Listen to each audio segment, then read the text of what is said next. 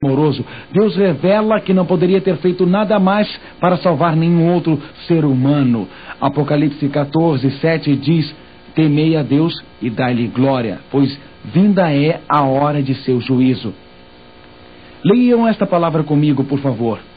Vinda poderia ser verdade que estamos vivendo na hora do juízo? Poderia ser verdade que os destinos de toda a raça humana estejam sendo selados? Poderia ser verdade que Deus tenha começado a fazer os acertos finais no universo? Poderia ser verdade que Cristo, o grande sumo sacerdote celestial, assim como o sumo sacerdote judeu, entrou no lugar santíssimo, o lugar de purificação no fim do ano judeu? Poderia nosso sumo sacerdote estar no lugar santíssimo, no santuário celestial? A Bíblia fala de dois santuários, um na terra e outro no céu. Na terra, o Cordeiro morreu. Cristo, nosso Cordeiro, deixou o santuário celestial e morreu na cruz, no tribunal do mundo. Após o sumo sacerdote na terra, aliás, depois que o sacerdote terreno levava o sangue do Cordeiro, ele entrava no lugar santíssimo do santuário terreno. Assim Jesus ascendeu ao santuário celeste após a sua morte.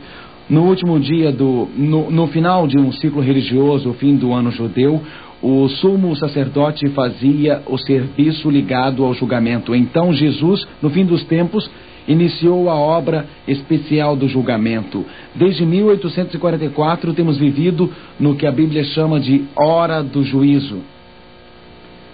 Mas você diz, espere um momento, isto foi há 150 anos atrás. Como poderíamos estar há 150 anos vivendo a hora do juízo? A Bíblia diz que não sabemos o dia do fim, mas a Bíblia também diz que podemos saber o tempo do fim. Isto é, o período que é chamado tempo do fim, ou juízo. A areia da ampulheta está quase no fim. É uma questão somente de segundos até o fim. Lembrem-se nos dias de Noé, o que a Bíblia diz sobre os tempos de Noé. Diz que pregou durante 120 anos. Durante 120 anos Noé disse: o juízo de Deus cairá sobre a terra. Por que 120 anos? Porque Deus é tão misericordioso que antes deste mundo ser destruído pela água, Ele queria que cada ser humano fosse alertado a respeito do cataclisma de água.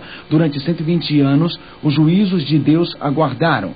Durante 120 anos, o mundo viveu a hora do juízo antes do dilúvio. A população mundial é muito maior hoje. Então, Deus diz que estamos vivendo a hora do juízo no santuário celestial. O destino de toda a raça humana será decidido. As decisões que tomamos estão selando este destino.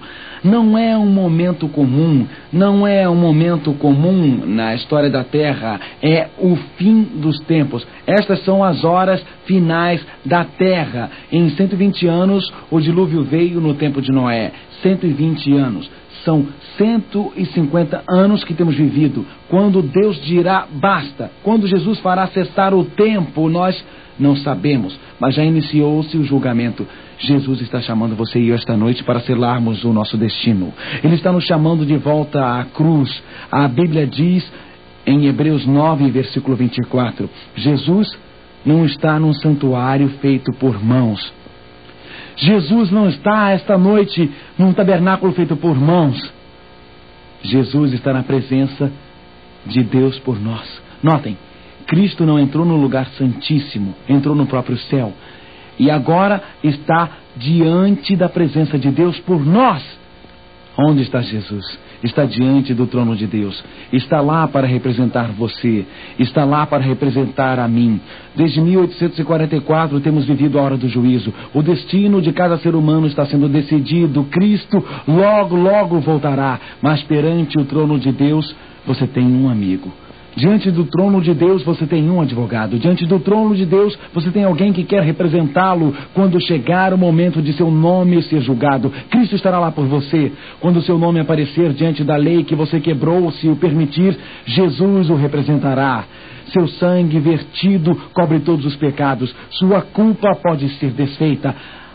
A areia da ampulheta está quase no fim. Mas os braços de Cristo estão abertos para você hoje à noite. Muitos anos atrás, no campo do Kansas, um pequeno garoto pedalava e pedalava sua bicicleta. E enquanto ele pedalava, ele entregava jornais. Este era o seu emprego. Um jornal após o outro. Pedalava até uma casa e entregava jornal. Pedalava até a outra casa e entregava jornal. As fazendas eram distantes e ele tinha que fazer as entregas. E à medida que esse garotinho pedalava, sempre sonhava com a entrega dos jornais. Eu vou ganhar dinheiro suficiente para comprar um cão labrador. É isto que eu quero. Isto foi há muitos anos. Ele sabia que tinha que guardar $25. E assim continuava poupando o seu dinheiro. Um dia estava pedalando até uma fazenda. Lá havia um senhor sentado na varanda, balançando-se na cadeira. Havia uma placa e a placa dizia: Cães Labradores à venda. O coração do garotinho deu um salto. Ele largou a sua bicicleta e os jornais na estrada e correu até a casa e disse: Senhor, eu gostaria muito de dar uma olhada nos seus cães labradores. Eu posso dar uma olhada? Eu tenho dinheiro, senhor. O homem assoviou. E os cachorros vieram correndo. A mãe era uma cadela linda. E os 5 filhotinhos de labrador eram maravilhosos. Eram filhotinhos lindos. Então, alguns minutos depois, um filhote enlameado chegou correndo. E esta fêmeazinha havia nascido aleijada. Uma de suas pernas era torta, retorcida. O garoto perguntou ao fazendeiro o que havia acontecido àquele filhote. Aquela cadela é aleijada. Eu vou ter que matá-la, livrar-me dela, suja, imunda e aleijada. O garoto disse: é esta mesma que eu quero. Eu quero esta. Eu lhe darei $25, senhor. Eu lhe darei $25. Eu quero aquele filhote. O homem disse: você é maluco? Por que pagar 25 por aquela se pode ficar com um cão saudável? O garoto então levantou a sua calça. E ao levantá-la deixou à mostra sinais que diziam tudo. Um aparelho de metal, correias de couro. O garoto tinha tido pólio, sua perna era aleijada. O garoto que mancava ao andar disse: Senhor, aquele filhote precisa de alguém que o entenda. Eu posso entendê-lo.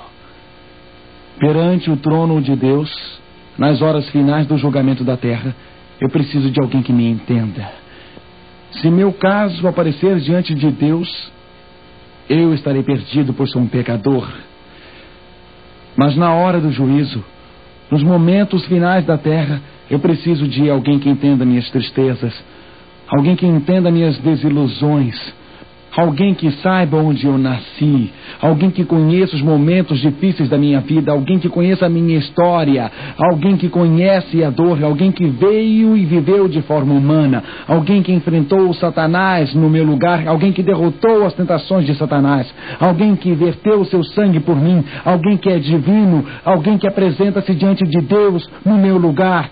Jesus entende. Ele está na presença de Deus por nós. Na hora do juízo hoje, você pode ir até a Ele. Você pode reunir-se ao pé da cruz.